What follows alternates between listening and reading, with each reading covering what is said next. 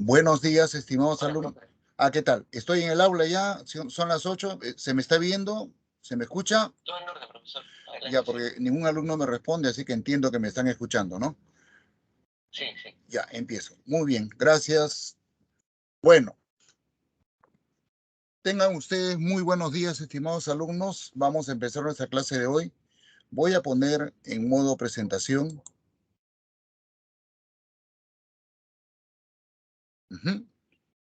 Por favor, si alguno de ustedes tiene la amabilidad de darme un comprendido, alumnos, estoy hablando, cualquiera de ustedes, dígame, sí, profesor, estamos en comunicación, estamos viendo la diapositiva. De lo contrario, entenderé que sí, que estamos en comunicación y voy a avanzar. Como ven, hoy día toca hablar sobre el sistema nervioso y los órganos de los sentidos. Decíamos la clase anterior de que los organismos en general, los seres vivos, cuando digo organismo, me refiero a seres vivos, una de nuestras características es la organización específica, la coordinación. Los seres vivos no funcionamos de manera caótica, de manera aleatoria, al azar, ¿no? Sino funcionamos de manera coordinada, de manera programada.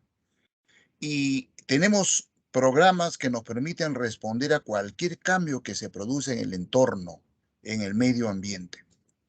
Y hemos visto a partir de la clase anterior que hay en los organismos superiores, en plantas y animales, dos sistemas de coordinación. Uno ya lo hemos estudiado, es el sistema hormonal, la coordinación química, la coordinación hormonal. Y en los animales, además de la coordinación química u hormonal, también existe este sistema de coordinación que vamos a estudiar el día de hoy. La existencia de este sistema de coordinación, llamado sistema nervioso, coordinación nerviosa, nos ha permitido a los animales en general desarrollar una relación con el entorno muy particular, muy especial, muy superlativa, diría yo, ¿no? Este sistema que vamos a revisar hoy día, que vamos a estudiar hoy día, nos permite responder prontamente, rápidamente, a los cambios del medio ambiente, a los estímulos que percibimos en el medio ambiente. ¿Ya? Para que este sistema funcione adecuadamente, es necesario que esté relacionado con otro sistema de órganos, otro conjunto de órganos, los órganos de los sentidos. Los órganos de los sentidos en general están provistos de unas estructuras que se llaman receptores sensoriales, permiten a estos órganos captar los diversos estímulos externos. Estos estímulos son muy variados, pueden ser mecánicos, pueden ser lumínicos, pueden ser químicos, pueden ser de naturaleza ondulatoria, vibratoria. Entonces, los órganos de los sentidos nos permiten captar esos estímulos y convertirlos a un proceso que justamente maneje el sistema nervioso. Cuando estos estímulos convertidos a un sistema digital, entre comillas, ¿no?, que maneja el sistema nervioso, eso lo procesa el sistema nervioso y permite que los animales respondamos rápidamente a esos estímulos y pongamos a buen recaudo nuestra supervivencia. Porque vuelvo a repetirles, el objetivo de la vida es la lucha por la supervivencia. Todos los seres vivos estamos luchando por sobrevivir, ¿ya? Y cada uno lucha con sus habilidades, con sus fortalezas, tratando de superar nuestras debilidades. Muy bien, entonces eso es el tema de nuestra clase de hoy. ¿Cuál es la característica del sistema de coordinación nerviosa? Su rapidez, la prontitud con la cual este sistema nos permite responder a los estímulos externos. Los animales en general, para poder hacerlo, hemos desarrollado el sistema nervioso. Y vamos a ver la ontogenia de ese sistema, ¿no? Cómo ha ido evolucionando en la diversidad animal hasta llegar al sistema nervioso de los mamíferos, particularmente el humano, que es el más desarrollado, que nos permite tener una inteligencia que no tienen el resto de seres vivos, inteligencia deductiva. ¿Mm? Muy bien. Entonces, primer comentario. Debemos manifestarles a ustedes que hasta los protozoarios, que son organismos similares a los animales, pero no son animales porque son unicelulares. ¿Se acuerdan? Las amebas, los ciliados, los flagelados, los esporozoos, esos organismos unicelulares con características de animales, también tienen esbozo de esta respuesta, esbozo de este sistema de coordinación. No tienen evidentemente un sistema nervioso, pero tienen respuestas a nivel de membrana celular que se parece mucho a este sistema que vamos a estudiar el día de hoy. Los metazoarios, como también le llamamos los biólogos a los animales, van desde los metazoarios de los animales más primitivos, como los poríferos, este que estamos viendo a la izquierda, las esponjas, son animalitos realmente sumamente primitivos, ¿no? Hasta llegar a los animales más evolucionados, que son los vertebrados. Y dentro de ellos, los mamíferos, que son los más evolucionados, sobre todo en este tema que vamos a estudiar el día de hoy. Entonces comenzamos diciendo que en los poríferos, ¿no? No existe un sistema nervioso. Estos animalitos no tienen sistema nervioso.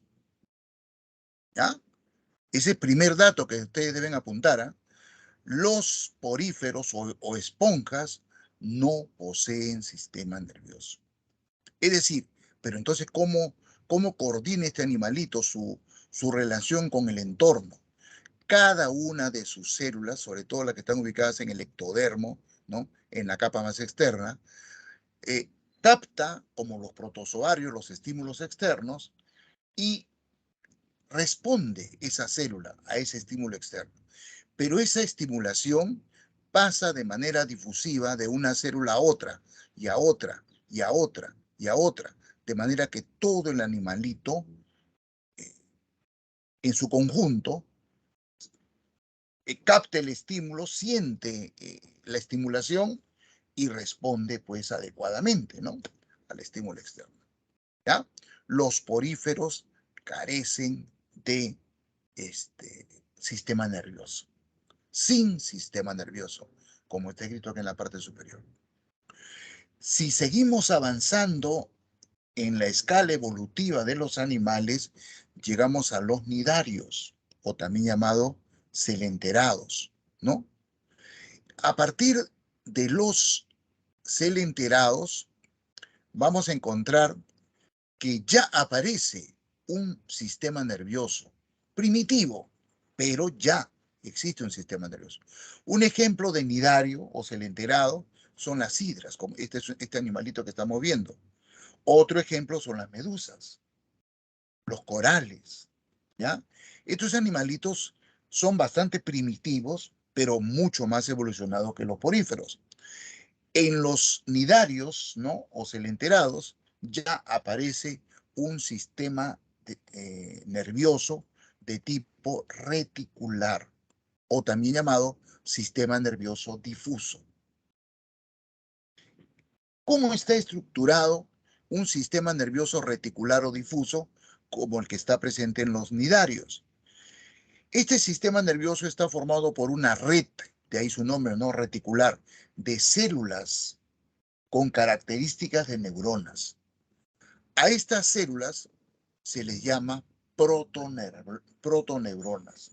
No son neuronas específicamente, con todas las características de una neurona, pero tienen ya la habilidad de las neuronas. Por eso los biólogos lo llamamos células nerviosas o protoneuronas. Estas protoneuronas están repartidas por todo el soma, así le llamamos los biólogos al cuerpo de los animales, ¿no? Por todo el soma, y una protoneurona está unida a otra protoneurona por cordones, formando una red que está distribuida por todo el cuerpo del animal.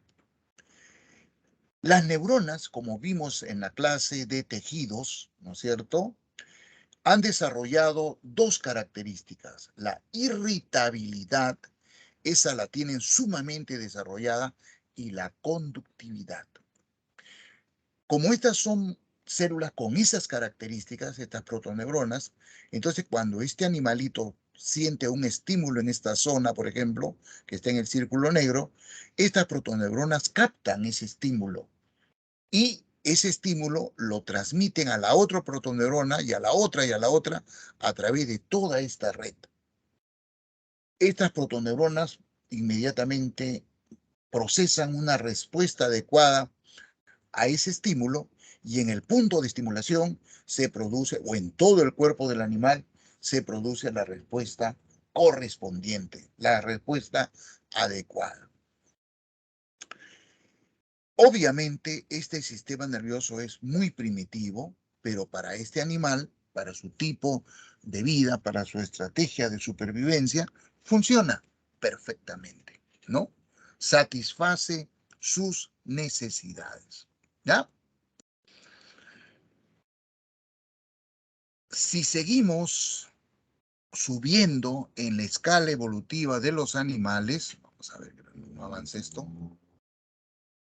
llegamos a los platelmintos, los gusanos planos. Ahí tenemos a los céstodes, los tremátodos, los hirudinios, etcétera, ¿no? Gusanos aplanados. Un ejemplo típico de gusanito aplanado es la planaria, este que estamos viendo, ¿no? A partir de los platelmintos ya aparece un sistema nervioso diferente al de los cnidarios. Ya no es reticular. En los platelmintos, el sistema nervioso ya se vuelve ganglionar. Los platelmintos tienen un sistema nervioso ganglionar. ¿Y en qué consiste este sistema nervioso llamado ganglionar? En el sistema nervioso ganglionar ya hay presencia de neuronas. Estos animalitos ya no tienen protoneuronas. Estos animalitos tienen verdaderas neuronas, ¿ya? Y las neuronas no están repartidas por todo el cuerpo del animal, no. Se concentran en los ganglios. Entonces, la característica del sistema nervioso ganglionar es que las neuronas se ubican, se concentran en los ganglios. En la planaria hay dos ganglios cefálicos, este de acá y este de acá. ¿Por qué se llaman ganglios cefálicos? Porque están en la cabeza. Los biólogos llamamos a la zona de la cabeza de un animal zona cefálica. Entonces, como estos ganglios están ubicados en esa zona, los biólogos les llamamos ganglios cefálicos. Y ustedes saben que las neuronas tienen ramificaciones, ¿no? El citoplasma se ramifica en dendritas, axones, ¿no es cierto? Bueno, los axones de las neuronas que están en estos ganglios cefálicos forman una red de cordones, de nervios, ¿ya? De estas neuronas sí ya salen nervios, filamentos nerviosos, que son todos estos que estamos viendo por acá. Y miren estos dos cordones que corren por toda la longitud del cuerpo del animal. Un cordón derecho y un cordón izquierdo. E inclusive este cordón derecho está unido por esas ramificaciones al cordón izquierdo, ¿no? Entonces, este sistema nervioso con dos ganglios cefálicos ya corresponde a un sistema nervioso ganglionar. Por eso es que acá en la primera transparencia, en la primera diapositiva, ustedes ven que los sistemas nerviosos encontrados en los animales son de tres tipos: reticular, ganglionar o segmentado y encefálico. Cuando estudiamos el sistema nervioso de los animales, vamos a encontrar esto, cualquiera de estos tres tipos: reticular, como el que encontramos en los nidarios; ganglionar, como el que encontramos en los platelmintos; y encefálico, como el que encontramos en los vertebrados, en los mamíferos, por ejemplo. ¿Correcto?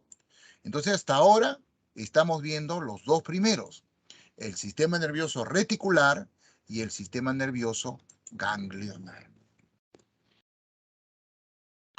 Hasta acá, estimados alumnos, ¿está todo correcto? ¿Me están siguiendo adecuadamente? Le rogaría a alguno de ustedes darme un comprendido usando su micro.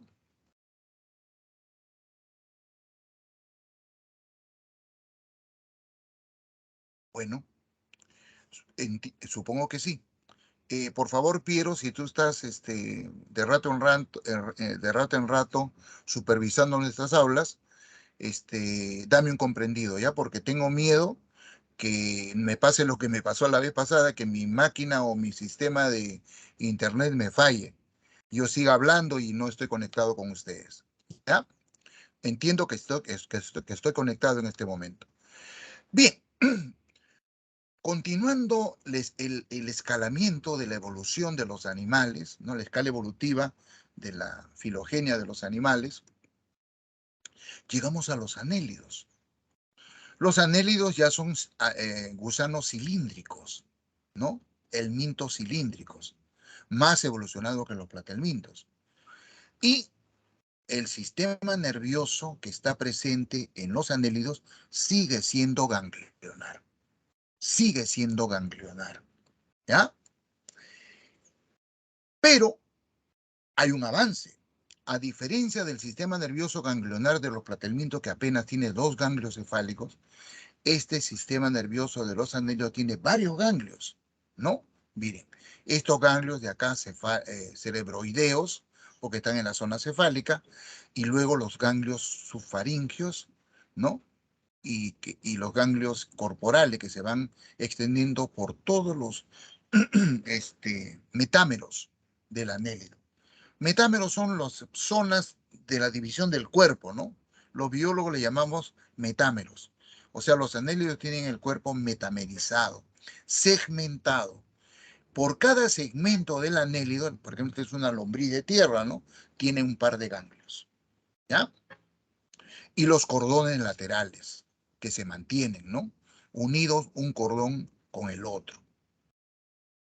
Y una cosa importante, interesante, estimados alumnos, y que es pregunta de examen fija: la ubicación de estos ganglios y de estos cordones nerviosos es ventral. Siempre este cordón nervioso, este cordón de ganglios, está en la parte ventral. Miren, esto que estoy señalando en este momento es el tubo digestivo. Acá está la boca, la faringe, ¿no? El esófago, ¿ya? Este es el tubo digestivo. El cordón nervioso está debajo, en la zona ventral, ¿ya? No se olviden de eso. En los invertebrados, como los anélidos, por ejemplo, el cordón nervioso, el sistema nervioso ganglionar, está en la zona ventral. Ventral. No se olvide. Ok. En los artrópodos, un grupo taxonómico muy importante por la diversidad de especies que existe en este grupo taxonómico. Ahí están los insectos, ahí están los crustáceos, ahí están los arácnidos, ¿no? Etcétera. El sistema nervioso sigue siendo ganglionar, ¿ya? Están los ganglios esofágicos, los ganglios subesofágicos, los ganglios cerebroideos, los ganglios corporales. Y se mantienen los dos tubos, los dos cordones nerviosos. Pero en los artrópodos ya hay la tendencia a que esos dos cordones se acerquen mucho el uno al otro. No solamente estén conectados el cordón nervioso derecho con el izquierdo, sino que tiendan a unirse. No han llegado a unirse completamente, pero hay una tendencia a que estos cordones longitudinales tiendan a unirse. ¿Ya? Este tipo de sistema nervioso ventral lo encontramos en la cucaracha, en las moscas, en las hormigas, en las arañas, ¿no? En los 100 pies, en los 1000 pies, etcétera, etcétera, etcétera. Sistema nervioso ganglionar. Seguimos avanzando y llegamos a los moluscos. En los moluscos, el sistema nervioso sigue siendo ganglionar y de posición ventral, por debajo del tubo digestivo. ¿Ya? Solamente que en los moluscos, como el cuerpo no está segmentado, el número de ganglios nerviosos se ha concentrado, se ha reducido a 3 pares, ¿no? Como estamos viendo acá. Un ganglio, otro par y otro par. 3 pares de ganglios, manteniendo los dos cordones nerviosos longitudinales siempre con la tendencia a la fusión. No se llegan a fusionar, pero hay esa tendencia. ¿Correcto? Bien. En los bivalvos, como los choros, las almejas, nosotros le llamamos los pelecípodos, esta es la estructura del sistema nervioso, ¿no? 3 pares de ganglios repartidos por la cabeza, la, la región ventral y la región corporal. ¿Ya? Igual en los gasterópodos, como por ejemplo el caracol, ¿no? Igual. En los cefalópodos, que también son moluscos, se ha producido un hecho importantísimo. Todos los ganglios se han concentrado en torno a la faringe. Los ganglios cerebrales, los ganglios pedios y los ganglios viscerales se han concentrado alrededor de la faringe, siempre por el lado ventral. Esto les ha dado a los cefalópodos, sobre todo al pulpo, ¿no? Y también al calamar, que es el animalito que estamos viendo, una, un desarrollo de respuesta a los estímulos realmente superlativo. Yo no sé si ustedes, estimados alumnos, están enterados de que, por ejemplo, el pulpo es un animal muy inteligente. Ustedes saben que nosotros los seres humanos andamos midiendo la inteligencia de los animales, ¿no? Inclusive en este torneo Guinness hacemos competencia de inteligencia de los animales, ¿no? Y ustedes habrán escuchado que son famosos el delfín, el caballo, el papagayo, ¿no? Y ahí, entre esos animales que son vertebrados, está también el pulpo. El pulpo es un animal muy hábil, muy inteligente, y es apenas un molusco, ¿no? Ok. Esa mayor capacidad de respuesta del sistema nervioso ganglionar de los cefalópodos es porque los ganglios nerviosos no están repartidos por todo el cuerpo, sino se han concentrado en la región faríngea, formando una masa de neuronas, como si fuera el cerebro del pulpo o del calamar. No lo es, por supuesto, ¿no? Pero hay como esa tendencia, una centralización de las neuronas presentes en los ganglios. Finalmente, para ya hablar del sistema nervioso de los vertebrados, ¿no? Debemos comentar el sistema nervioso de los equinodermos. Los sistemas nerviosos de los equinodermos. Los equinodermos son unos animalitos muy evolucionados, están apenas un peldaño debajo de los vertebrados, ¿no? Pero tienen una característica peculiar. La simetría de los equinodermos, llámese estrella de mar, sol de mar, erizo de mar, pepino de mar, etcétera, es radial. Los equinodermos tienen simetría radial. Su sistema nervioso es ganglionar. Sigue siendo sistema nervioso ganglionar. Pero este sistema nervioso ganglionar ha adoptado la simetría radial de estos animales. En estos animalitos, los ganglios nerviosos están concentrados en esta parte central. En esta parte central.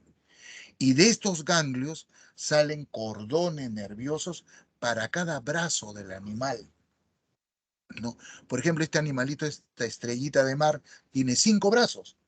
Los ganglios están aquí en la parte central y sale un cordón para un brazo, otro cordón para otro brazo, otro cordón para otro brazo, etc. Eso es lo destacable en el sistema nervioso ganglionar de los equinodermos. Este sistema nervioso ha adoptado también la simetría radial, pero sigue siendo ganglionar, de posición ventral, por debajo del sistema digestivo. ¿Correcto? Y listo. Dejamos a los invertebrados y seguimos ascendiendo la escala evolutiva de los animales y ya estamos en el sistema nervioso de los vertebrados. ¿Quiénes son los vertebrados? Los animales que presentamos columna vertebral. Y la columna vertebral, como ustedes muy bien saben, estimados alumnos, es de posición dorsal. Todos los vertebrados, nuestra columna vertebral está en la zona dorsal, en la espalda, ¿no? Y el sistema nervioso se ubica ahí, en la parte de los huesos, de las vértebras y de la caja craneana. Por eso es que en los vertebrados el sistema nervioso es de posición dorsal, mientras que en los invertebrados el sistema nervioso ganglionar es de posición ventral. Esa es pregunta de examen, ¿ah? No se olviden, por favor.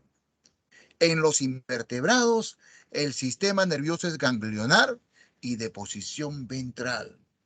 En los vertebrados el sistema nervioso es encefálico. Ya no es ganglionar. El sistema nervioso de los vertebrados es encefálico y de posición dorsal. ¿Correcto? Bien. ¿Cómo es el sistema nervioso encefálico? El sistema nervioso encefálico es un sistema nervioso donde las neuronas se ubican en el sistema nervioso central. Los sistemas nerviosos encefálicos están divididos en 2 zonas o 2 partes.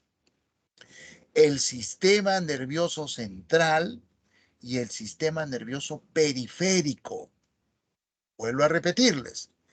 El sistema nervioso encefálico de los vertebrados está dividido en 2 partes o 2 zonas. El sistema nervioso central y el sistema nervioso periférico. El sistema nervioso central está formado por los órganos del sistema nervioso encefálico. Vale decir, el cerebro, el mesencéfalo, el cerebelo, la protuberancia, el bulbo raquídeo y la médula espinal.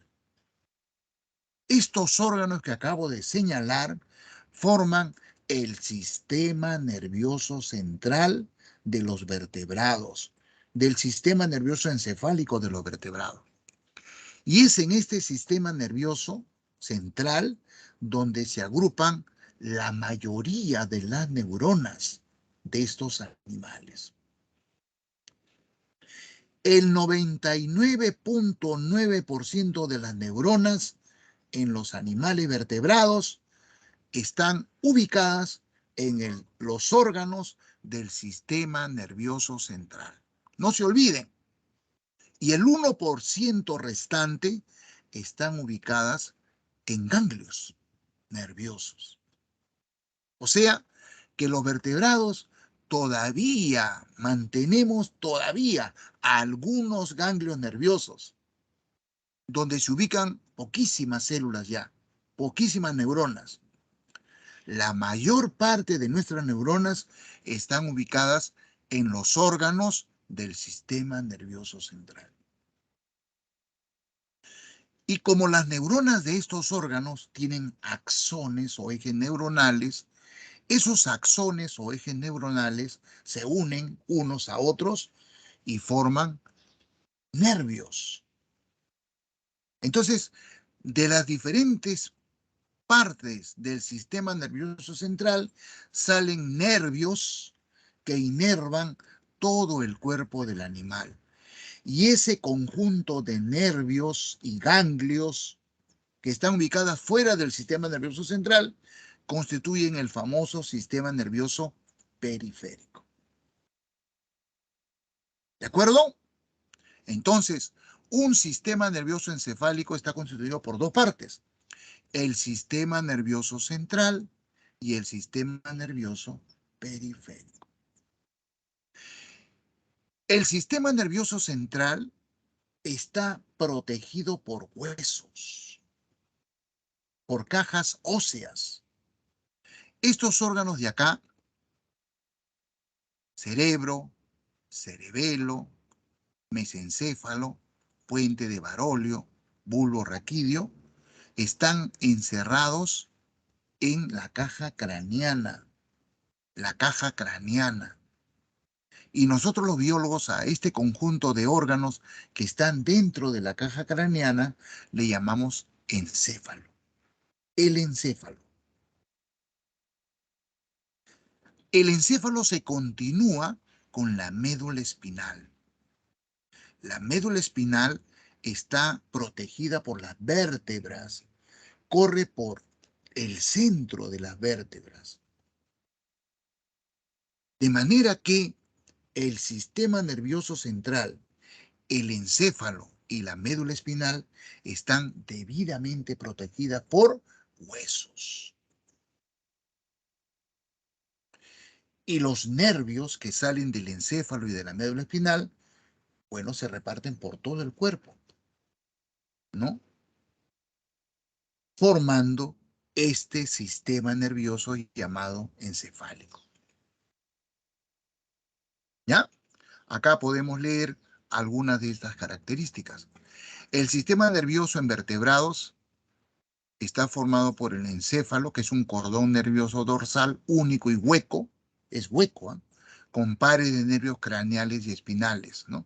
Los nervios que salen del encéfalo, los biólogos le llamamos nervios craneales, y los nervios que salen de la médula le llamamos nervios espinales.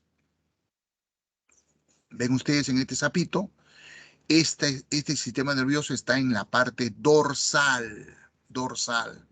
El encéfalo protegido por la caja craneana y la médula protegida por la columna vertebral. Tanto del encéfalo como de la médula salen nervios que inervan todo el cuerpo del animal. Lo mismo pasa con las aves, lo mismo pasa con los peces, lo mismo pasa con los reptiles y, por supuesto, lo mismo pasa con los mamíferos. Este sistema nervioso es definitivamente el más desarrollado, el más perfeccionado, ¿no? Y permite que estos animales, como lo hacen los otros que hemos descrito anteriormente, respondan a los estímulos y produzcan respuestas adecuadas, ¿no? Los estímulos son captados por los órganos receptores.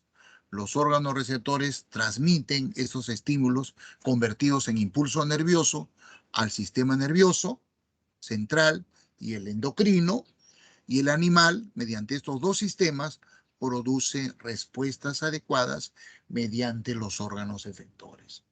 Los órganos efectores son los músculos o glándulas y otros órganos, por supuesto. Entonces, en este esquema de acá abajo está pues un resumen de el sistema nervioso, su objetivo, su finalidad. ¿Ya? Entonces, en resumen, los sistemas nerviosos de los animales se clasifican en tres: reticular, ganglionar y encefálico.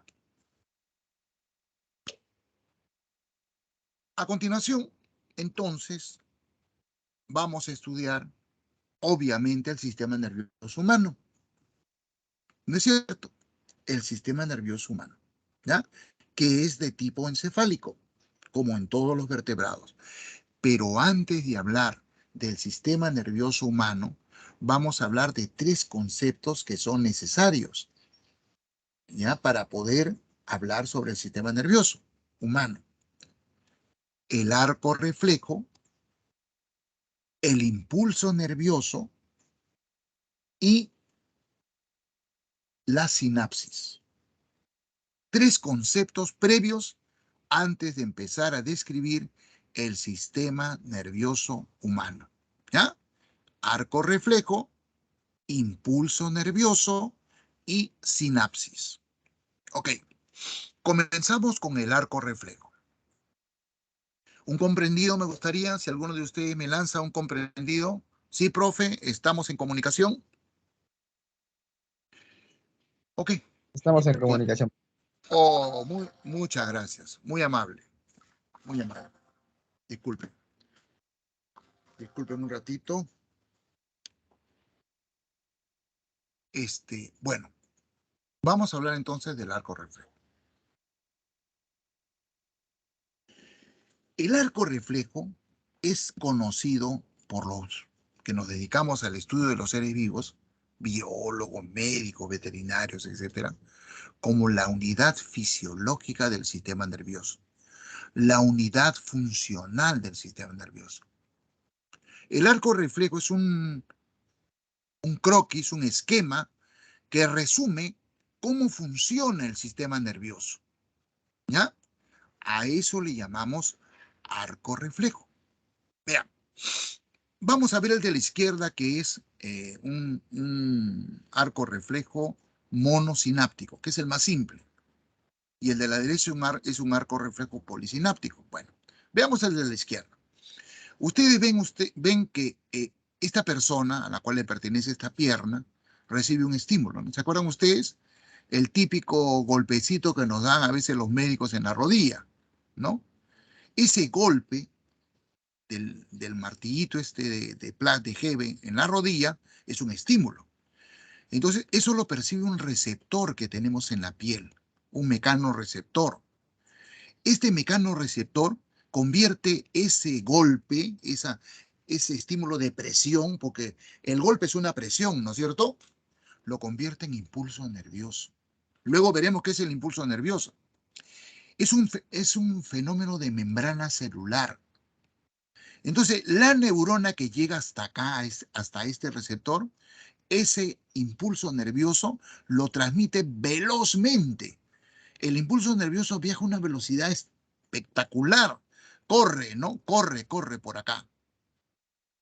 ¿Ya? Corre. Esta neurona, como es la neurona que capta el estímulo, le llamamos neurona sensitiva. Y estas neuronas sensitivas, a diferencia de todo el resto de neuronas, tiene su cuerpo, el soma de la neurona, no en el sistema nervioso central, sino en un ganglio nervioso. Este es un ganglio nervioso, fíjense ustedes. El cuerpo de la neurona sensitiva está acá, en este ganglio nervioso. El axón continúa e ingresa a la médula espinal.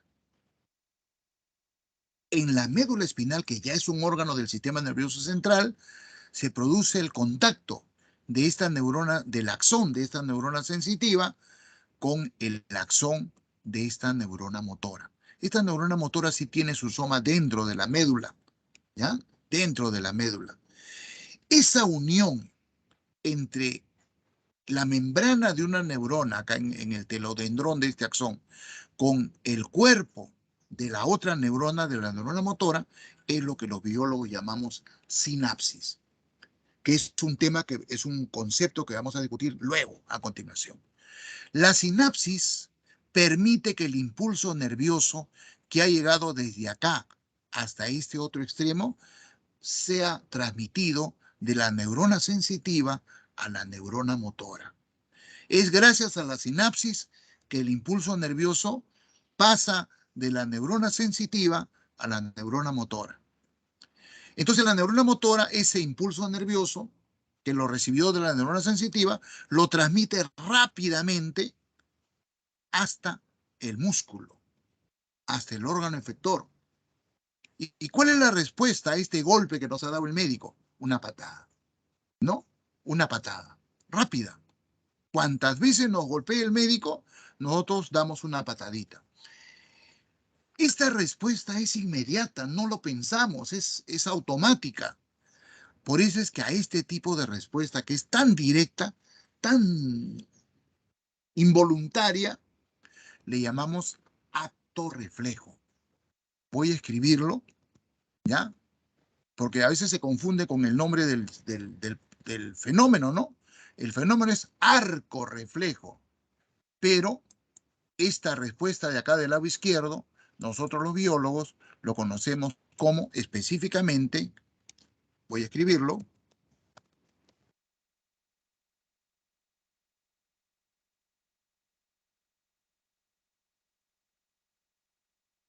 acto reflejo. ¿Ya? Ahí está.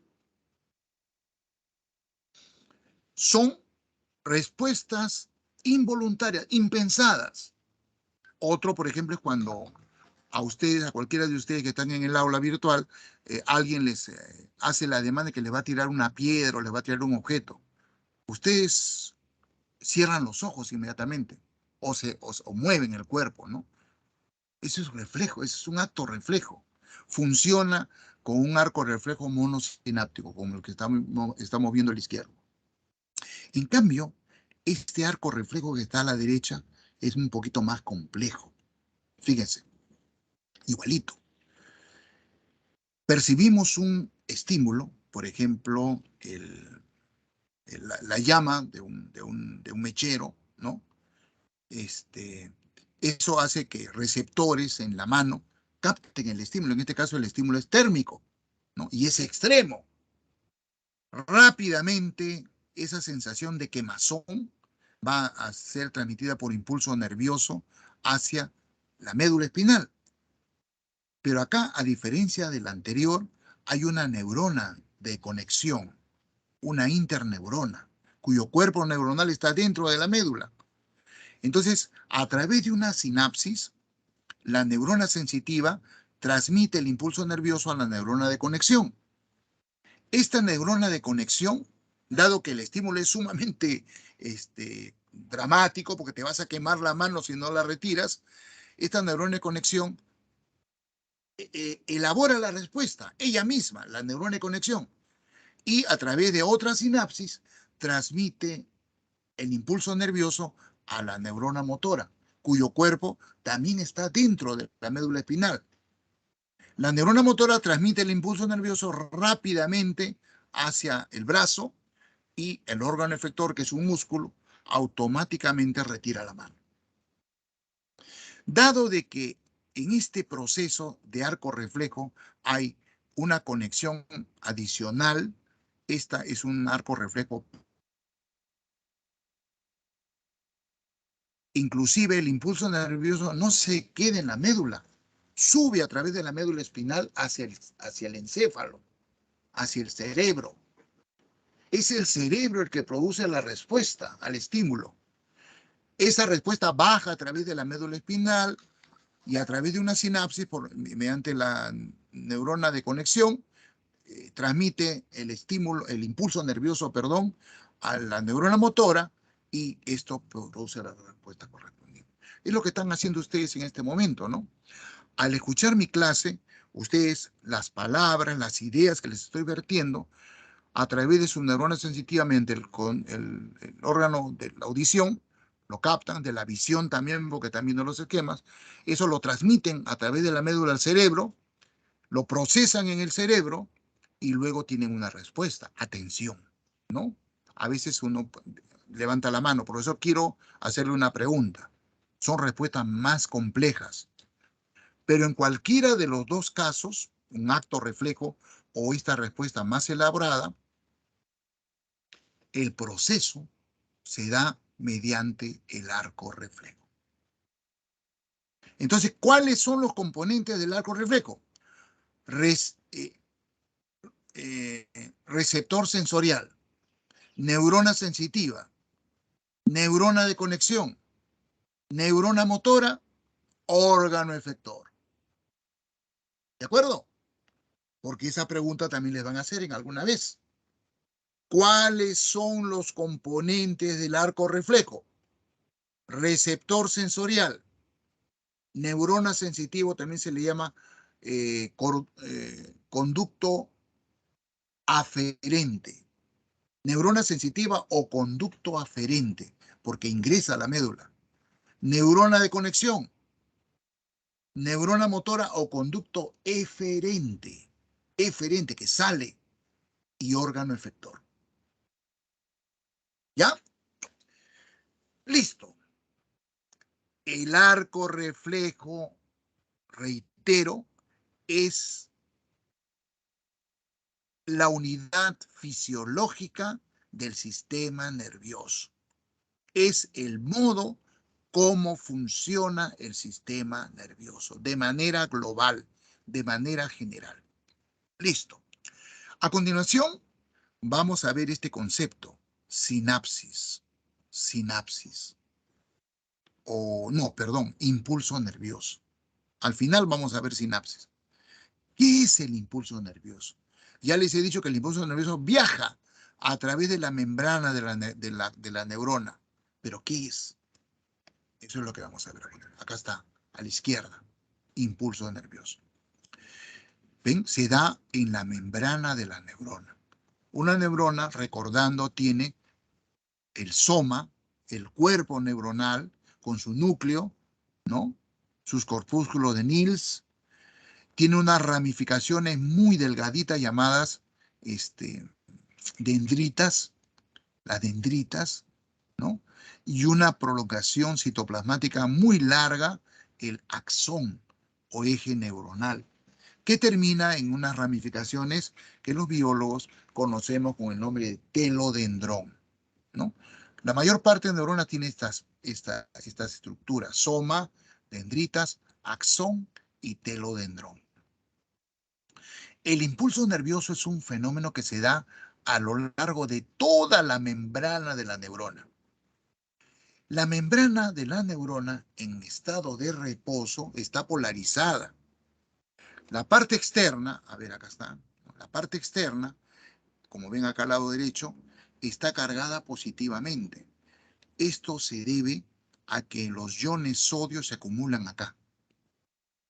Los iones sodio están acumulados en esta zona y como el ion sodio tiene carga positiva, entonces esta zona tiene carga positiva. Y la parte citoplasmática interna, cercana a la membrana, está cargado negativamente. Esto se debe a que aquí se acumulan unas proteínas cuya carga neta es de carga negativa. Entonces la membrana de la neurona en reposo es un dipolo eléctrico. Positivo afuera, negativo adentro. Debo decirle que también en la parte interna se acumulan los iones potasio. El ion potasio, como el ion sodio, tiene carga positiva. ¿Y por qué estando el ion potasio acá adentro, la carga no es positiva también adentro? Porque la carga de las proteínas negativas es superior a la del potasio. Esto le da a esta zona interna citoplasmática una carga neta negativa. Cuando se produce un estímulo en la membrana de la neurona, como la que ocurre acá, ¿no? Acá el receptor sensorial capta el estímulo mecánico y ese estímulo, el receptor sensorial lo convierte en fenómeno de membrana. Y ese fenómeno de membrana, a través de una sinapsis, se la transmite a la neurona. Entonces, en esta zona de la membrana de esta neurona ocurre este fenómeno. Se abren los canales de sodio y potasio. El sodio ingresa en ese punto, ¿no? Ingresa y se suma al potasio. Esta suma de sodio y potasio hace que en este punto de excitación, de estimulación, adentro, intracitoplasmáticamente, se torne positivo. Y como el sodio ha desaparecido afuera, se vuelve afuera negativo. Al contrario de todo el resto de la membrana, que afuera es positivo y adentro es negativo, en este punto se invierte la polaridad. Se torna negativo afuera y positivo adentro. Rápidamente, esto ocurre en milésimas de segundo, el potasio sale, el sodio detrás del potasio vuelve a salir, el potasio reingresa y el sodio se queda afuera. Y nuevamente se restablece la polaridad. Positivo afuera, negativo adentro. Esta despolarización, estimados alumnos, se extiende hacia un lado y hacia otro lado del punto de estimulación. Esta despolarización avanza hacia la derecha y hacia la izquierda. Y la zona donde se produjo el estímulo pues, se restablece, pues, ¿no? Vuelve a ser positivo afuera, negativo adentro. Esa extensión de esta despolarización a lo largo de la membrana es lo que llamamos impulso nervioso. Es eso lo que viaja a lo largo de toda la membrana, esa despolarización. Eso es el impulso nervioso. ¿Ya? Finalmente, ¿cómo es que esa despolarización llamado impulso nervioso pasa de una neurona a otra? ¿Cómo es? Ya les he dicho, eso es gracias a la sinapsis. Gracias a esto que se llama sinapsis. Y entonces ahora veamos, ¿qué es una sinapsis? Fíjense, esta estructura que estamos viendo acá en la parte superior representa esta zona terminal del telodendrón de una neurona, ¿no? Esto se llama pie terminal. Este punto de acá es esto de acá. Y esta estructura que está en la parte inferior sería pues el cuerpo de la otra neurona, ¿no? Esto de acá. Esto de acá. ¿Ya? El cuerpo de la otra neurona. Observen que entre la membrana de la neurona de arriba, llamada también neurona presináptica, y la membrana de la neurona que está hacia abajo, llamada membrana postsináptica, no hay una unión. Estas dos membranas no están pegadas. Hay un espacio entre las dos. A ese espacio los biólogos le llaman hendidura sináptica o espacio sináptico. ¿Ya? Hay un espacio. Se ha medido con microscopio electrónico. La distancia que hay entre la membrana presináptica y la membrana postsináptica es de aproximadamente 200 angstroms. ¿Ya? Observen que en el pie terminal de la neurona presináptica hay un montón de vesículas, vacuolas. Esta es una vesícula, otra y otra. Está lleno de vesículas.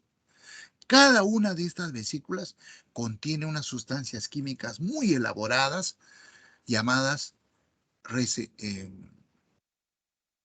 ¿cómo se llaman? Neurotransmisores. Neurotransmisores. Hasta ahora, los neurobiólogos, que son la gente que se dedica a estudiar esto, han identificado unos 40 y tantos neurotransmisores. A ver, acetilcolina, metildopa, bradicidina, ¿no? Serotonina, no me acuerdo, hay 40 y tantos neurotransmisores identificados. Pero los neurobiólogos suponen de que hay muchos más. Deben haber hasta más de 200 neurotransmisores. ¿Ya? Estas moléculas producidas por la neurona, por supuesto, moléculas orgánicas, llamados neurotransmisores, y que están encerrados en estas vesículas. Debo decirles que cada vesícula contiene un neurotransmisor diferente. Cuando el impulso nervioso llega a esta zona, estas vesículas se agolpan en la membrana presináptica. Toditas las vesículas se pegan acá, ¿ya? Se pegan acá. En la membrana postsináptica hay una molécula proteica, esta de acá, que es un receptor para cada uno de estos neurotransmisores. Por ejemplo, si esta vesícula tiene acetilcolina, este receptor será receptor exclusivo de acetilcolina. Este otro receptor es un receptor de metildopamina. Recepcionará a la metildopamina, no a la acetilcolina, ni a la serotonina. Entonces, para cada neurotransmisor que se produce en la membrana presináptica, va a haber un receptor en la membrana postsináptica. Cuando todas las vesículas se agolpan acá en la membrana presináptica, las vesículas se rompen y los neurotransmisores son vaciados al espacio sináptico. Cada neurotransmisor se une a su receptor. Cuando todos los neurotransmisores se han unido a sus receptores en esta membrana postsináptica, se inicia la despolarización, o sea, el impulso nervioso. Entonces, la transmisión del impulso nervioso de una neurona a otra es gracias a un complejo sistema químico mediado por neurotransmisores. Cuando estos neurotransmisores no se producen o falta alguno, la transmisión del impulso nervioso de una neurona a otra es deficiente o no se da. Obviamente, estimados alumnos, ustedes comprenderán, caerán en cuenta que muchas enfermedades del sistema nervioso se deben a problemas con la sinapsis, a problemas con los neurotransmisores, ¿no? Se deduce, pues. Hay muchas enfermedades del sistema nervioso que se deben a eso. Una de ellas, la más estudiada, es el mal de Parkinson. ¿Han visto a esa persona que le tiembla la mano o le tiembla la cabeza? Es por falta de algunos neurotransmisores. Hay muchas otras enfermedades del sistema nervioso. ¿Ya? En resumen, ¿cuál es la función de la sinapsis? Permitir que el impulso nervioso pase de una neurona a otra neurona. Entonces, con estos tres conceptos, estimados alumnos, arco reflejo, impulso nervioso y sinapsis nerviosa, estamos pues absolutamente capacitados para poder discutir sobre el sistema nervioso. Y eso es lo que vamos a hacer a continuación. Vamos a estudiar el sistema nervioso humano. El sistema nervioso humano es de tipo encefálico, como lo hemos señalado anteriormente. Todos los vertebrados tenemos sistema nervioso encefálico. Y como les he dicho, el sistema nervioso encefálico está constituido por dos partes: el sistema nervioso central y el sistema nervioso periférico. El sistema nervioso central está constituido por el encéfalo y la médula espinal. ¿Ya? Y el sistema nervioso periférico está formado por los nervios que salen del encéfalo y por los nervios que salen de la médula espinal. Los nervios que salen del encéfalo se llaman nervios craneales. Y esta red de nervios craneales forman el famoso sistema nervioso somático, que va dirigido a piel y músculo esquelético.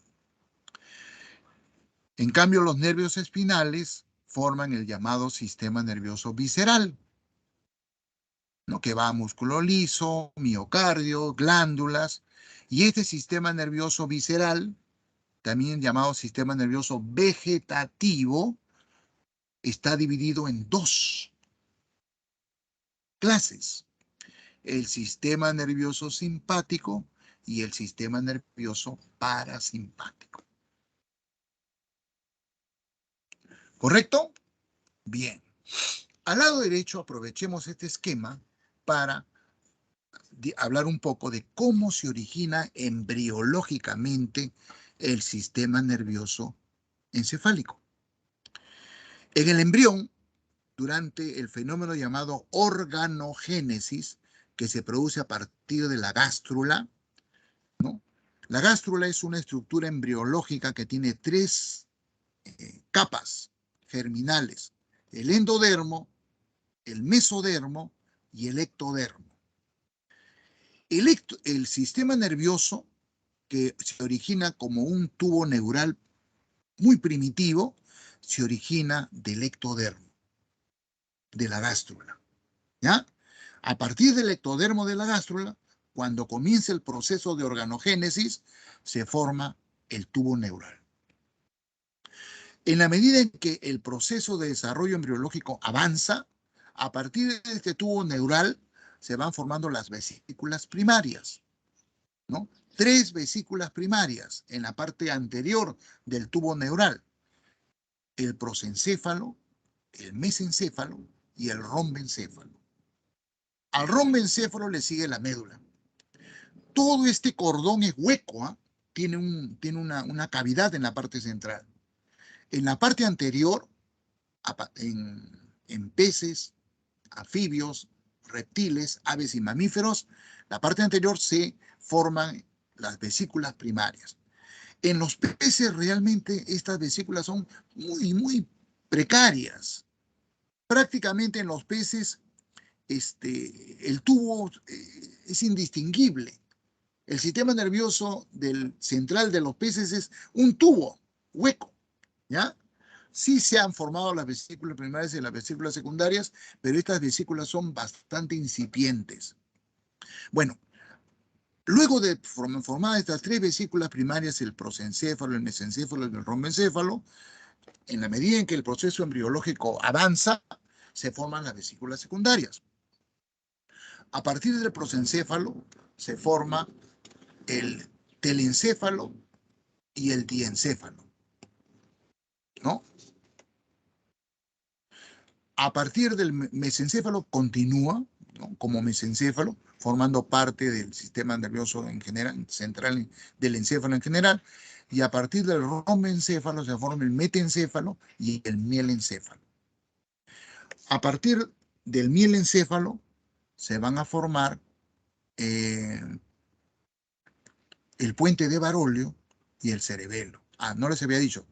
A partir del diencéfalo, perdón, del prosencéfalo se forma el telencéfalo y el diencéfalo.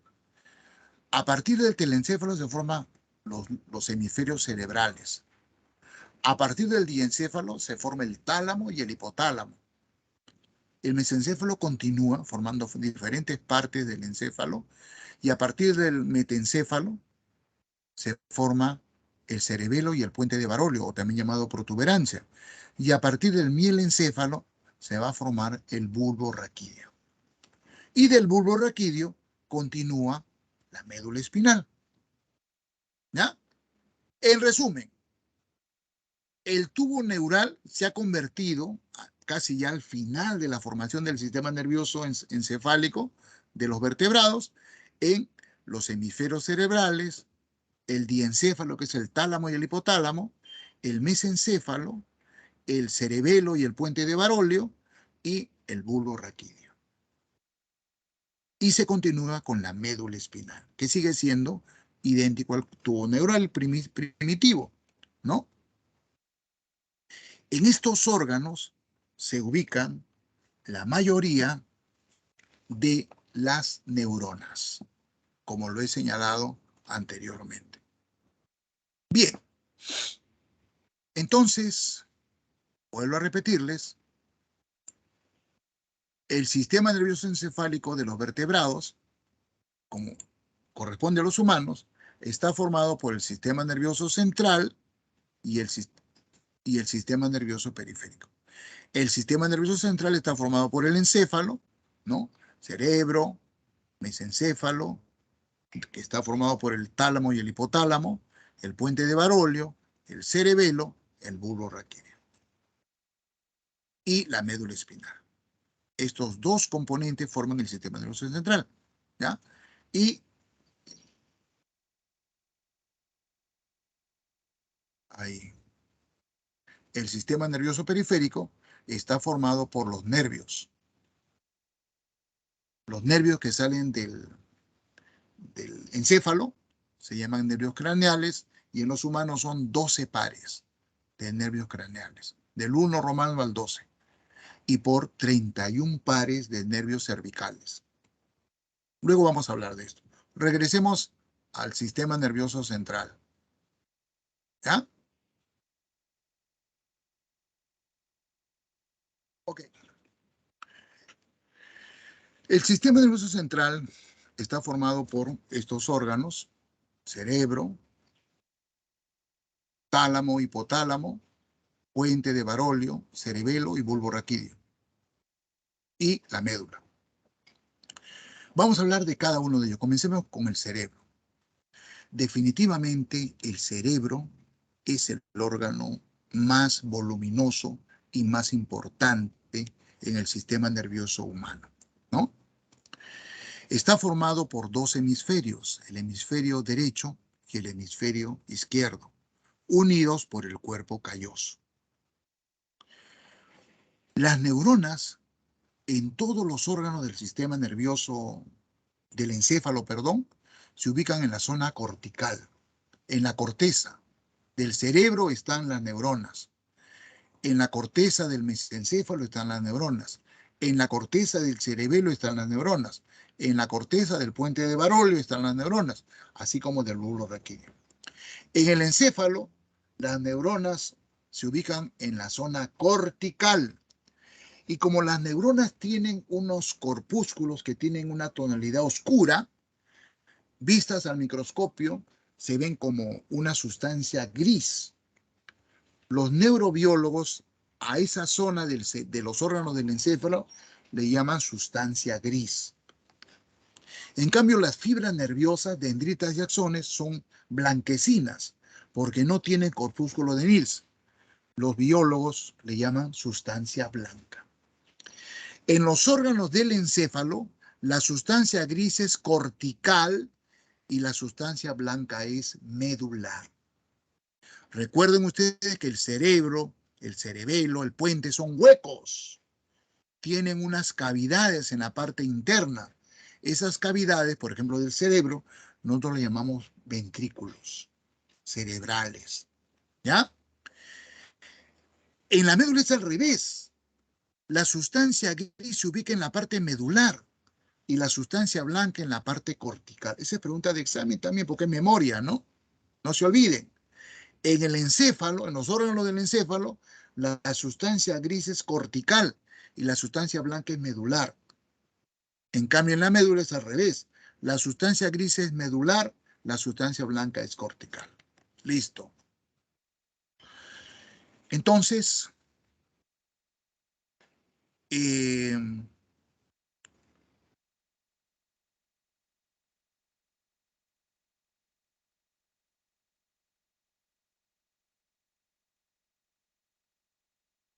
vamos a estudiar pues al cerebro, ¿no?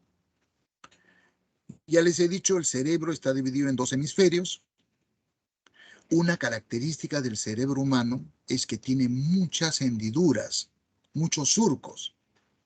El cerebro humano es muy arrugado y se han hecho estudios comparativos, anatomía comparada, entre el cerebro de los humanos y el cerebro de otros mamíferos, ¿no? O otros vertebrados. En el caso de los otros animales, el cerebro tiene menor cantidad de hendiduras y surcos, es menos arrugado, es más liso, menos rugoso. Algunos biólogos científicos indican de que la rugosidad del cerebro, la mayor rugosidad, indica un mayor nivel de evolución. ¿Ya? En los humanos, la corteza cerebral es mucho más gruesa que la corteza cerebral del resto de vertebrados. En los vertebrados hay una paleocorteza cerebral y en los otros mamíferos hay una neocorteza, pero delgadísima. Los reptiles solamente tienen la paleocorteza. En cambio, en los humanos, la neocorteza cerebral es bastante gruesa. Y eso es lo que marca nuestra diferencia con el cerebro de los otros animales. Nuestra neocorteza ha desarrollado de manera superlativa y eso nos ha permitido que el cerebro humano pues tenga otras características diferentes del cerebro del resto de animales. ¿Ah? Estas hendiduras o surcos son muy variadas, pero tres son las más importantes, ¿no? La cisura de Rolando, la cisura de Silvio, la cisura occipitoparietal o parietooccipital. Estas cisuras, que son las más pronunciadas, dividen a cada hemisferio cerebral en 4 lóbulos. El lóbulo frontal, el lóbulo parietal, el lóbulo temporal y el lóbulo occipital. ¿De acuerdo? Bien. Las neuronas que están ubicadas en el hemisferio izquierdo están conectadas con las neuronas que están en el hemisferio derecho. Nuestros cerebros son idénticos, anatómicamente hablando, de una persona a otra. ¿Qué nos diferencia anatómicamente hablando? Simple y llanamente el número de conexiones interneuronales. Esa es la gran diferencia. Dependiendo de cuántas conexiones interneuronales haya desarrollado nuestro cerebro, va a marcar la diferencia entre el cerebro de una persona y otra. ¿Ya? Ahora, hablando del cerebro, aunque en general las funciones cerebrales están más deslocalizadas de lo que se creía, ¿no? Hay unas cuantas funciones que se realizan con más intensidad en un hemisferio que en el otro. Por ejemplo, en el hemisferio izquierdo están concentradas y mayormente localizadas las actividades de razonamiento, de lenguaje hablado, de lenguaje escrito, de habilidad científica, de habilidad numérica y del control del lado derecho de nuestro cuerpo. Mientras que en el hemisferio derecho están más focalizadas la intuición, la imaginación, el sentido artístico, el sentido musical, la percepción tridimensional y el control del lado izquierdo de nuestro cuerpo. Esto no es absoluto, por cierto, ¿eh? Pero hay una tendencia a focalizar esas funciones a uno y otro lado de los hemisferios cerebrales. ¿Ya? Bueno, investigaciones realizadas con animales, sobre todo con monos, ¿no? Y lamentablemente con humanos, algunas veces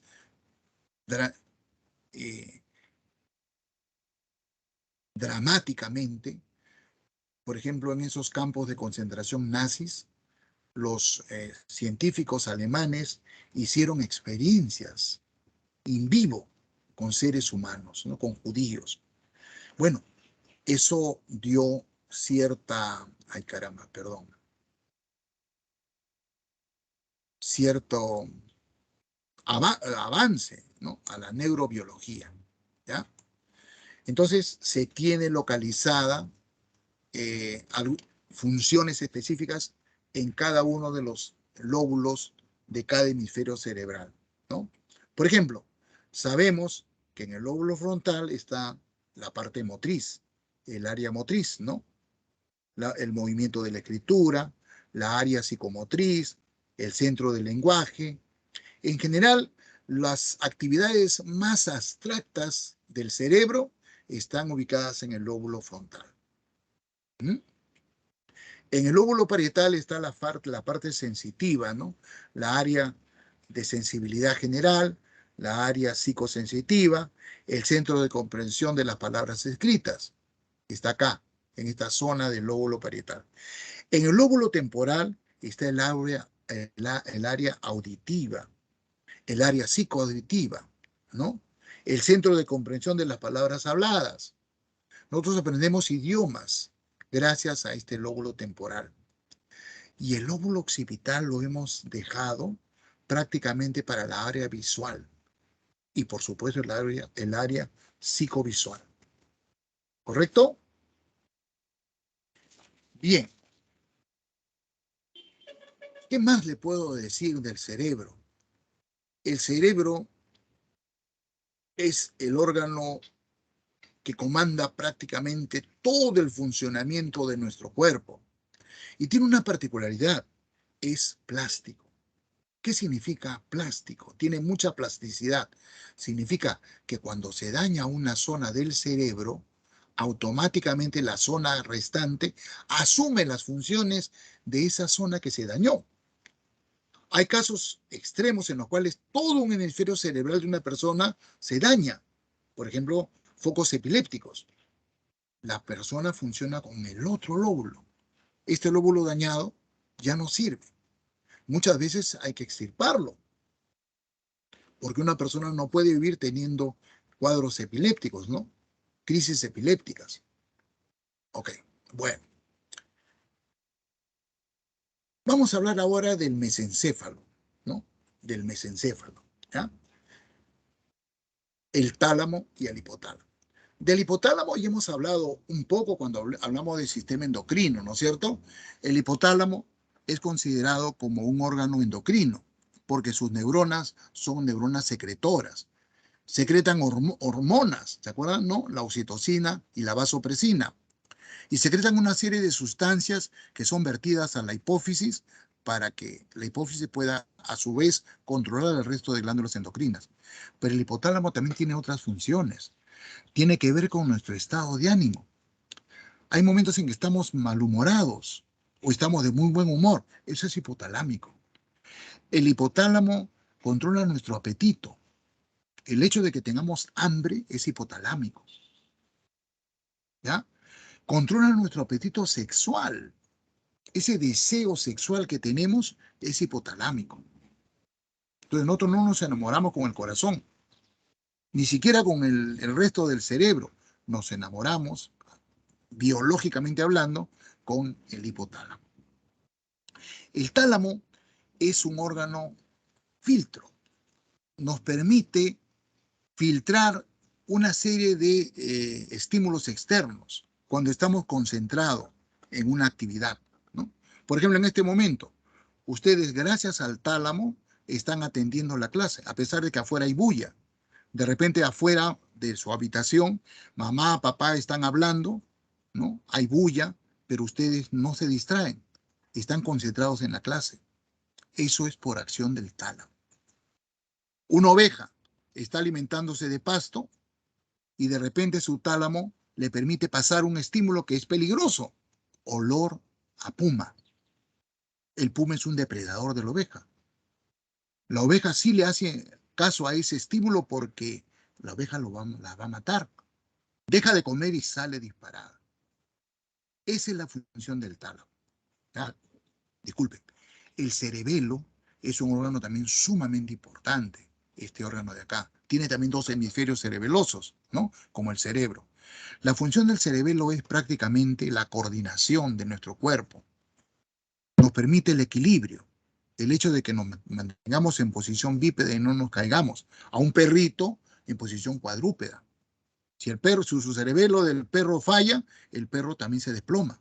No puede mantenerse en pie. El hecho de que podamos llevar la cuchara de sopa a la boca y no se nos caiga por cualquier lado, también es función del cerebelo.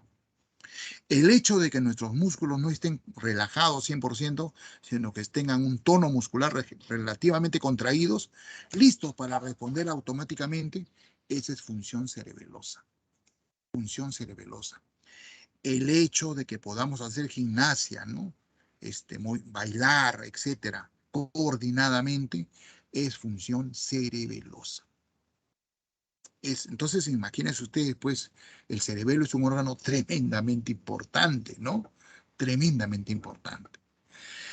Finalmente, estos dos órganos, la protuberancia y el bulbo, son órganos cuyo objetivo es manejar automáticamente funciones esenciales. Por ejemplo, respiración. Ustedes no se están preocupando de la respiración, de tomar aire y botar aire, ¿no? No se preocupan de eso. Eso se encarga la protuberancia y el bulbo. Es automático. El ritmo cardíaco es controlado por la protuberancia del bulbo cardíaco. Ustedes no se preocupan de eso, ¿correcto? Entonces, maneja funciones somáticas esenciales, ¿ya? La protuberancia del bulbo. Ok, la médula, ya hablamos un poco de ella, ¿no? La médula, a diferencia de los órganos del encéfalo, tiene la sustancia gris en la parte central y la sustancia blanca rodeando la sustancia gris. Por el centro corre un conducto que se llama conducto del epéndimo, es hueca. Y recuerden que todos los órganos del encéfalo también son huecos, ¿ah? Porque se forman a partir del tubo, del cordón neural, que es hueco, ¿ya? La médula tiene dos funciones. Es un conducto, es un sistema nervioso que conecta, uy caramba, se me va a apagar la computadora, conecta el sistema nervioso periférico con el encéfalo. Ya hemos visto nosotros, gracias a la médula, ¿no? Gracias a la médula, los estímulos van desde los órganos receptores hacia el encéfalo y del encéfalo hacia el órgano efector. Esa es la función de la médula. Y por otro lado, la médula es también el centro de los actos reflejos. El centro de los actos reflejos. Todos los actos impensados que nuestro cuerpo hace son netamente de actividad medular, hechos por la médula espinal. ¿Correcto? Esas son las funciones de la médula. Bien. Finalmente, el sistema nervioso periférico. El sistema nervioso periférico está formado por los dos grupos de nervios. Los nervios que salen del encéfalo, llamados nervios craneales, y los nervios que salen de la médula, llamados nervios raquídeos. Hay en el humano 12 pares de nervios craneales, nominados con los números romanos 1, 2, 3, 4, 5, 6, hasta el 12. ¿Ya? Observen. Por lo menos esto es lo que deben ustedes tener presente. ¿Cuáles de estos 12 pares de nervios craneales son? Hay tres tipos, ¿no? Nervios sensitivos, puramente sensitivos, nervios puramente motores y nervios mixtos, o sea que son sensitivos y motores. Los sensitivos son tres, 1, 2 y 8. El 1, el 2 y el 8. Son netamente sensitivos. El nervio olfatorio, el nervio óptico y el nervio estatocáustico, ¿no? O acústico. Los nervios motores son el 3, el 4, el 6, el 11 y el 12. 3, 4, 6, 11 y 12. Puramente motores. El 3 es el motor ocular común. El 4 es el nervio patético. El 6 es el motor ocular externo. El 11 es el espinal, ¿no? Y el 12 es el hipogloso. Mientras que los nervios 5, 7, 9 y 10 son mixtos, sensitivos y motores. Bueno, acá sí, lamentablemente, hay mucha información, ¿no? Mucha memoria, y ustedes tienen que, por lo menos para llamarlos, ¿no? Saber su nombre y su función. Yo tenía una estrategia mnemotécnica, porque el número de mi casa, donde nací, era Girón Cajamarca 128. Así que yo relacionaba eso con los nervios sensitivos, ¿no? 1, 2, 8, 128. 3, 4, 6, el número de mi primera enamorada, ¿no? Calle Las Esmeraldas, 3, 4, 6. Y mis notas de colegio, 11 y 12. Así que yo me acordaba con eso, ¿no? 3, 4, 6, 11, 12 nervios motores. Y mixtos los que quedaban. Ahora ya, el nombre de cada uno ya, pues es cuestión de usar la memoria, ¿no? Los nervios raquídeos son 31 pares, de los cuales 8 salen de la zona cervical, 12 salen de la zona dorsal, 5 de la zona lumbar y 6 de la zona sacra. Estos nervios forman parte de el sistema simpático y parasimpático. ¿Ya? El sistema simpático estimula funciones, dilata la pupila, inhibe la salivación, relaja los bronquios, acelera el impulso cardíaco, inhibe la actividad digestiva, estimula la liberación de glucosa por el hígado, estimula la secreción de adrenalina y norepinefrina por el riñón, relaja la vejiga, contrae el recto. Y el parasimpático es exactamente lo contrario, ¿no?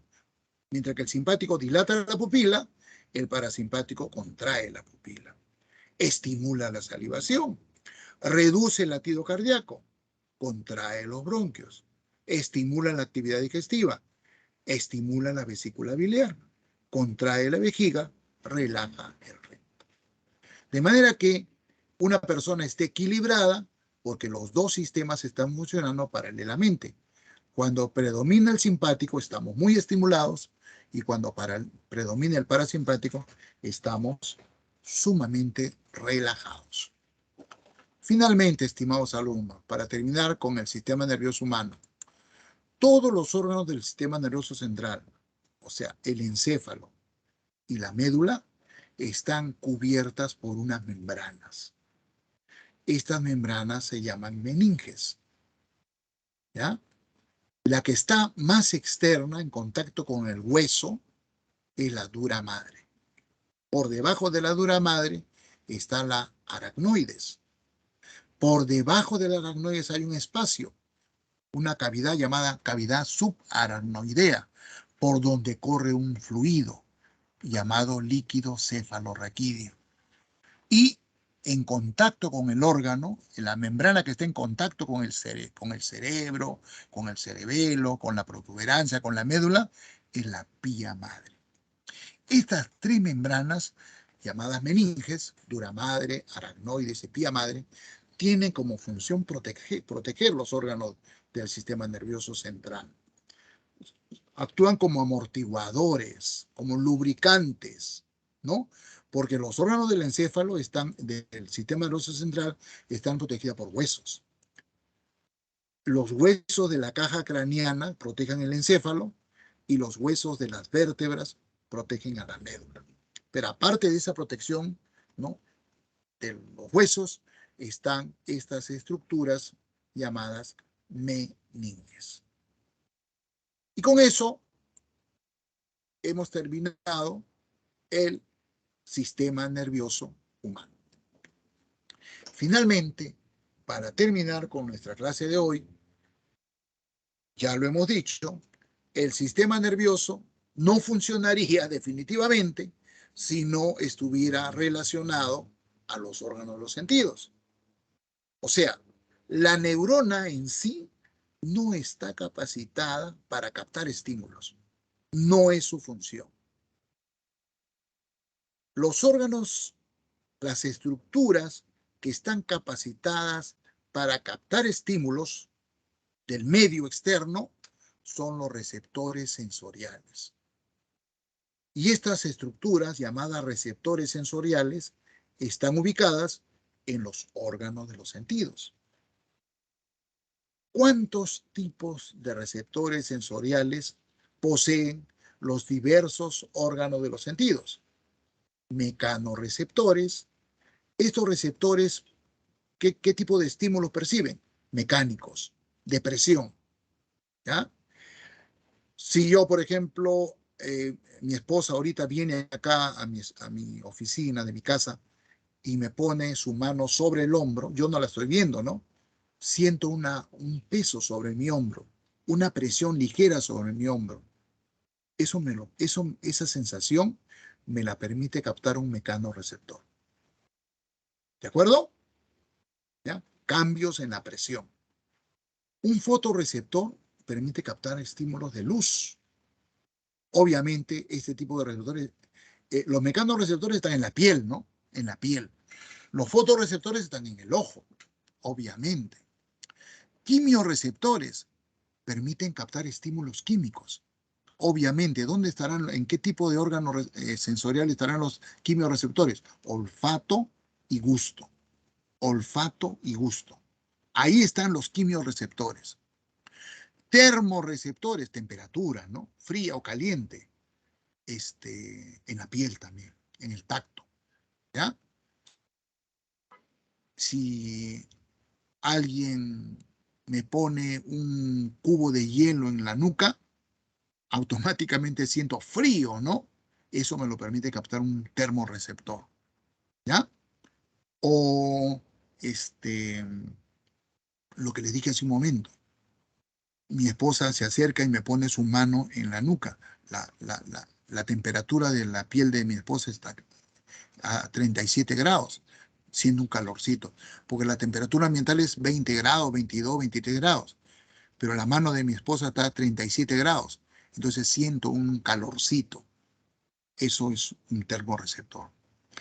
Si mi esposa está planchando, tiene la plancha caliente y por un error me acerca la plancha caliente a mi brazo, a mi mano, ahí también tengo una recepción de temperatura, pero extrema, que me duele, ¿no? Me quema. Eso ya no lo capta un termorreceptor, sino ni un mecanorreceptor, sino un nociceptor. Los nociceptores son receptores sensoriales que nos permiten captar estímulos extremos. O, por ejemplo, un martillazo, un golpe de martillo fuerte en el dedo, eso no lo capta un mecanorreceptor, eso lo capta un nociceptor. ¿De acuerdo? Bien. Y aquí, por ejemplo, tienen ustedes el sentido del tacto, ¿no? Estos receptores, mecanorreceptores y termorreceptores y nociceptores están repartidos por todo nuestro cuerpo. Y bueno, los biólogos, los anatomistas le ponen nombres, ¿no? Por ejemplo, el corpúsculo de Krauss es un termorreceptor. El corpúsculo de Krauss es el termorreceptor que nos permite sentir sensación de frío. Cuando ustedes le ponen hielo en la mano, esa sensación de frío es el corpúsculo de Krauss, ¿no? El corpúsculo de Meissner es un mecanorreceptor. El corpúsculo de Pacini también es un mecanorreceptor. El de Ruffini es un mecanorreceptor. El de Merkel es un mecanorreceptor. Y otras terminaciones son nociceptores. Hay una enfermedad antigua que ya se llama lepra.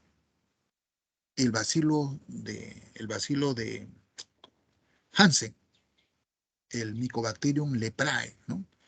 Esta bacteria se ubica en la submucosa, ¿no? de la piel, y la bacteria daña estos nociceptores. Es por eso que los leprosos no sentían que se estaba quemando su mano, ni que su mano estaba siendo cortada. No habían perdido esta sensación de nociceptores y perdían miembros. Tenían las manos desfiguradas, el rostro desfigurado, ¿no? Etcétera. ¿Ya? El sentido de la vista es uno de los sentidos más complejos, ¿no? Eh, el sentido de la vista está relacionado con otros dos órganos del sistema nervioso, el nervio óptico, este de acá, y el lóbulo occipital. ¿Recuerdan? Que tenemos toda una zona del cerebro, este de acá, dedicado a la vista. Entonces, una persona puede tener problemas visuales por problemas en cualquiera de los tres niveles. Daño en el lóbulo occipital, daño en el nervio óptico o daño a nivel del globo ocular. Bueno, un problema en nervio óptico te da ceguera definitivamente. Un problema a nivel del lóbulo occipital te da ceguera, ¿no? O otras afectaciones que no son muy comunes. La mayoría de problemas a la vista se dan a nivel del glóbulo ocular. El globo ocular tiene varias estructuras. La primera estructura, la más externa, es la córnea. Las personas que tienen problemas con esta membranita llamada córnea sufren de una patología que se llama astigmatismo, ¿no? Astigmatismo. La luz ingresa a través de la córnea a un espacio ubicado detrás de la córnea que se llama eh,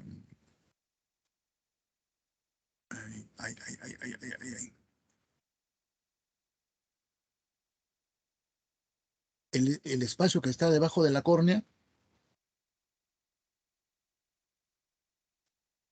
acuoso, humor acuoso. Es muy claro, tiene la densidad del agua, el humor acuoso, ¿no?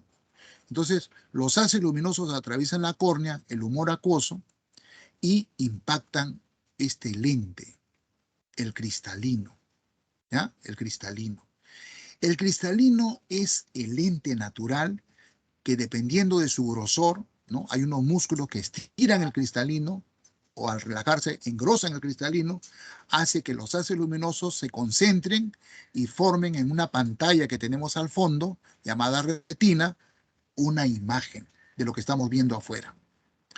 Pero detrás del cristalino hay un humor que es vítreo, tiene una densidad superior ¿no? a la del agua. Le llamamos humor vítreo. Este humor vítreo es necesario para que estos haces luminosos en la retina formen una imagen clara, nítida. Uno de los factores que hace que esa imagen no sea clara es la cantidad de luz que atraviesa el cristalino. Por eso es que nosotros tenemos acá una estructura que funciona como un diafragma, es el iris. Cuando hay demasiada luz, el iris se cierra y cuando hay poca luz, el iris se apertura, permitiendo que entren más haces luminosos. Entonces el iris funciona como un diafragma, ¿no? Regula la cantidad de luz que ingresa a través del cristalino, ¿ya? La retina es esta membrana, es como un ecran, ¿no? Es una pantalla. Está formada por un conjunto de células llamadas conos y bastones. Estas células son de naturaleza epitelial, son neuroreceptores, son células epiteliales y producen pigmentos, porque nuestra visión es a colores. En todos los primates, no solamente los humanos, los monos también tienen visión a color. Estos conitos producen tres tipos de pigmentos: eritropsina, responsable de la percepción del color rojo; cianopsina, responsable de la visión del color azul; y cloropsina, responsable de la visión del color verde. Tres colores básicos: rojo, azul y verde. Y la mezcla de estos tres pigmentos producen toda la gama de colores que podemos observar. Cuando hay abundante luz durante el día, los conitos son los que nos permiten formar imágenes en la retina, ¿ya? Cuando hay penumbra en la noche, los conitos ya no trabajan. Ahí trabajan los bastones. Los bastones producen otro pigmento, la rodopsina, que nos permite formar imágenes en penumbra. De manera que nuestro ojo nos permite, pues, observar, ¿no? En diferentes condiciones. Los problemas que tenemos con la retina es que hay una enfermedad genética que se llama daltonismo. ¿Se acuerdan ustedes que no permite formar los colores adecuados? Pero lo más grave con la retina es el desprendimiento de la retina. Esta membrana, este icran, a veces se desprende y se desprende el icran, ya no vemos, ¿no? Se produce la ceguera. Los problemas con el cristalino son los problemas de hipermetropía, miopía, presbicia, ¿no? Problemas con el cristalino. Bueno, el sentido de la audición también es un sentido complejo, ¿eh? Complejo. Tan complejo como el de la vista. Nuestro oído está dividido en tres partes: el oído externo, el oído medio y el oído interno. El oído externo está formado por el pabellón auricular, que es único, el diseño es único. Se han dado cuenta que tenemos un pabellón distinto una persona de otra. El conducto auditivo externo, este de acá, ¿no? Que tiene unas secreciones que se llaman cerumen, y termina con la membrana timpánica, el tímpano. Todo esto es el oído externo. ¿ya? Pabellón auricular, conducto auditivo externo, y esto termina en el tímpano. Detrás del tímpano hay tres huesecillos: el martillo, el yunque y el estribo. Las ondas de aire producido por el ruido, ¿no? Esa vibración entra a través del conducto y golpea la membrana timpánica. Esta vibración de la membrana timpánica hace que los tres huesecillos vibren: el martillo, el yunque y el estribo. Esta vibración de estos tres huesecillos amplifica la vibración, la hace más grande.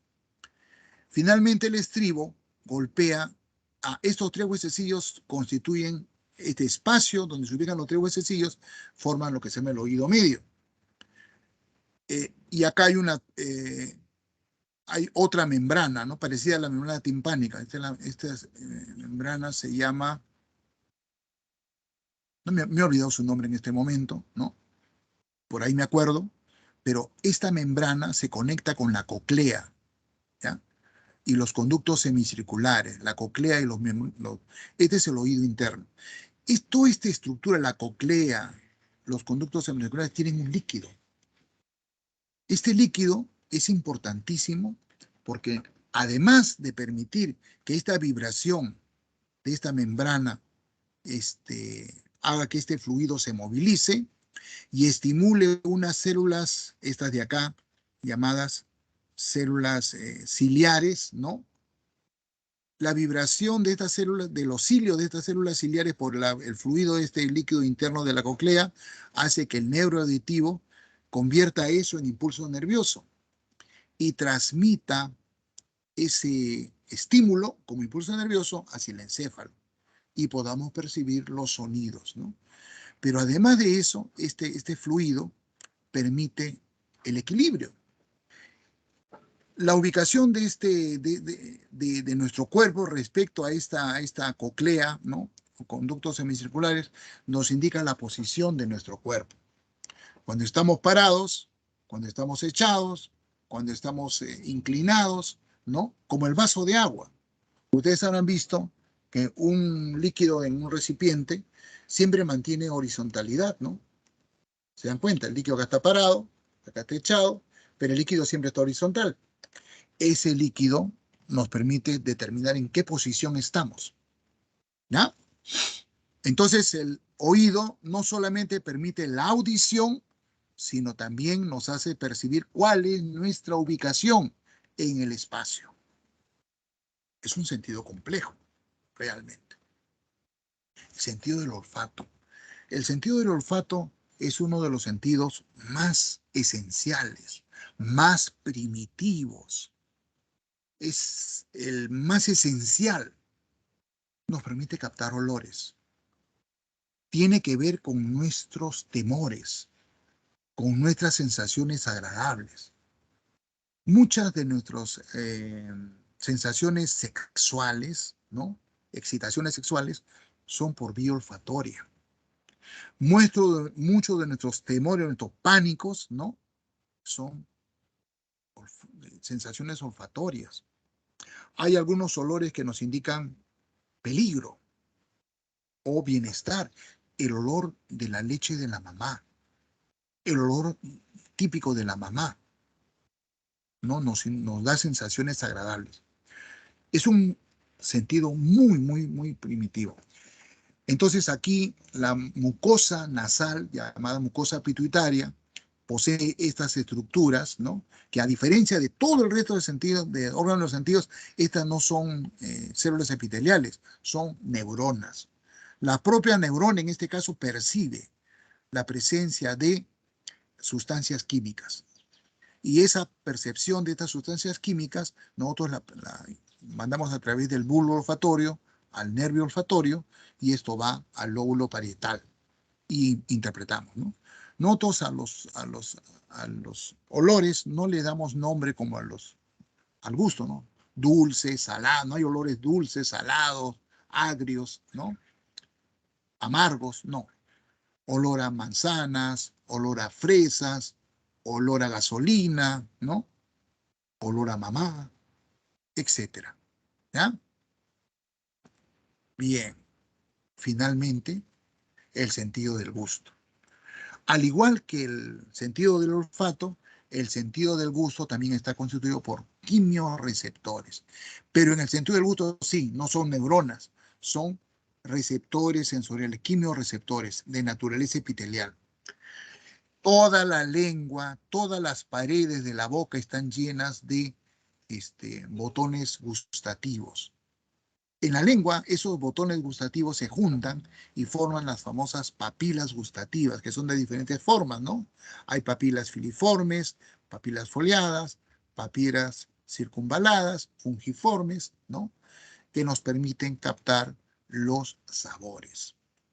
Debo decirles que el sentido del gusto y el sentido del olfato van de la mano, van juntos, se combinan, ¿ya? Se combinan. Acá sí, nosotros tenemos una zonalización de la percepción de sabores en la lengua principalmente, ¿no? Los sabores dulces los captamos en la punta de la lengua. Los sabores salados, a continuación en los lados de la lengua, ¿no? Los sabores ácidos más hacia atrás y los sabores amargos más hacia atrás, ¿no? ¿Cuáles son entonces las sensaciones de sabor? Dulce, salado, ácido, amargo. Vean, y acá hay un nombre, ¿no? El umami. Este sabor no es ni ácido, ni salado, ni dulce, ni amargo. Es un sabor diferente. Y esta palabra es japonesa. Es el sabor del ácido glutámico, el glutamato de sodio, el Ajinomoto. Es un sabor agradable, el umami. ¿Ya? Algunos autores sostienen de que también habría a ver cuánto van, uno, dos, tres, cuatro, cinco, que habría un sexto sabor, el picante. Pero el picante no es un sabor. El picante es una sensación, no es un sabor. Y hay una estructura química que están en los botones gustativos, se llama la capsaicina. La capsaicina es la estructura orgánica, la molécula orgánica, que nos permite dilucidar esa sensación de picante, ¿no? Spicy, como le llaman en inglés. Listo, muchachos. Con eso hemos terminado nuestra clase de hoy. ¿Ya? A ver, vamos a dejar de compartir. No sé, la verdad, cómo. Piero, si tú me puedes indicar, ya no estoy compartiendo la imagen. Si lo estoy haciendo, no importa. ¿Cuánto me quedan? 2 minutos. Entonces, les voy a dar la clave del ejercicio número 9. ¿Correcto? ¿Ya? Atentos, chicos. Apunten la clave en una hoja aparte. Resuelvan el ejercicio. Constaten cuánto acertaron, cuánto asimilaron, cuánto se equivocaron. Y si alguna de las claves que les doy no les convence, no se olviden, en la próxima clase me dicen, profe, esa respuesta que usted nos ha dado no me convence, acláreme. Y yo lo hago, gustoso por supuesto. ¿Ya? Ahí va. Pregunta número 1. C de Carlos. C de Carlos. Pregunta número 2. También C de Carlos. 3. D de dedo. 4. C de Carlos. 5. A de Alberto. 6. E de elefante. 7. B de bueno. 8. C de Carlos. 9. E de elefante. 10. A de Alberto.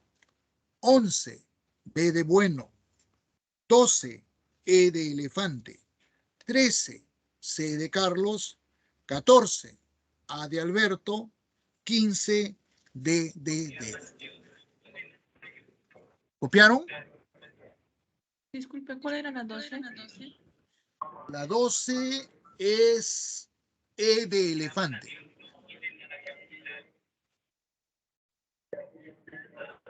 ¿Listo, chicos? Entonces, Y la 15. la 15 es D de dedo.